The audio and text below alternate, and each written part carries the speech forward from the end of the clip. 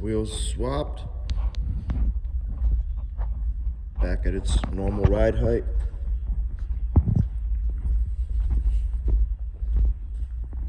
On the Charger, ready for the customer.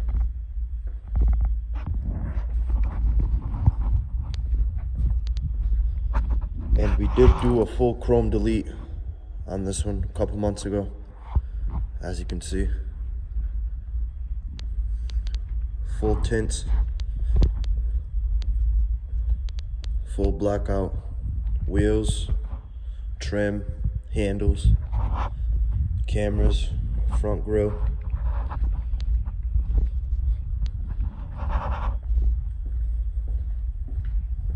And the rear trim as well.